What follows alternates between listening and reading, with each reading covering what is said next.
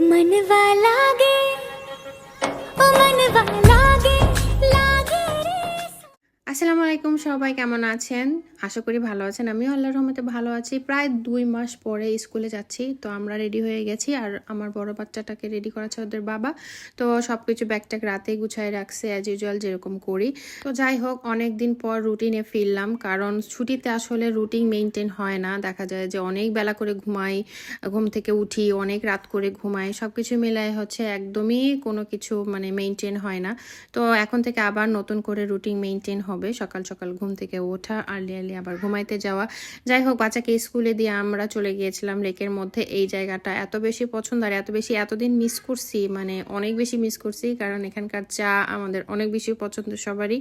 রবীন্দ্র সরোবরের কথা আমি বলতেছি। তো এখানে চলে গেলাম, চা খেলাম, সিঙ্গারা খেলাম, তারপরে এই যে চলে আসলাম। বাচ্চা ছুটি হয়ে গেছে, ওকে নিয়ে এখন বাসায় চলে যাব। তো যাওয়ার পথে সব সময়ের জন্য তার রেসিপি থেকে চিকেন নিতে হবে। তো এখান থেকে চিকেন কিনে আমরা এখন বাসার দিকে চলে যাচ্ছি। এটা হলো ডেইলি রুটিন। এইটা যদি ও ভুলেও যায়, তারপর আবার ড্রাইভারকে দিয়ে আনাই দিতে হবে, এরকম একটা রুটিন।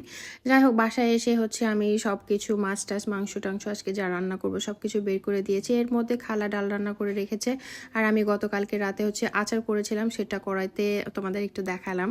তো আমি প্রথমেই হচ্ছে চিকেনটা রান্না করে নিচ্ছি। সকালবেলা হয়, এখন হচ্ছে গ্যাসের সমস্যা, শীতের সময় সবসময় গ্যাসের সমস্যা থাকে। তো দেখা যায় রান্না বসাতে আমার 12টা বেজে যায়। তো 12টার দিকে হচ্ছে আমি রান্না বসে, আজকে অনেকগুলো রান্না আমি তোমাদের দিকে দেখাচ্ছি আসলে কি রান্না করছি।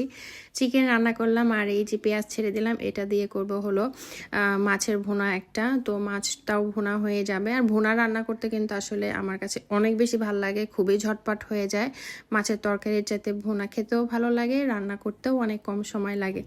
কার এরকম ভুনা মাছ রান্না করতে ভালো লাগে অবশ্যই কমেন্টে বলে দিয়ে যাও। কিন্তু হ্যাঁ, আমি এখানে কোনো রেসিপি দেখাচ্ছি না, আমি যেভাবে রান্না করি আর কি রান্না করেছি আমি জাস্ট আইটেমগুলো দেখাচ্ছি। তো এখানে হচ্ছে মাছের মাথা দিয়ে হচ্ছে শাকের চচ্চড়ি করছি, আর হলো বাচ্চার টিফিনের জন্য করেছিলাম ফ্রাইড রাইস। একটু বেশি করেই করেছিলাম, যাতে ওরা যদি এখনো খেতে চায় তাহলে এখনো যাতে দিতে পারি, টিফিনেও যাতে দিতে পারি।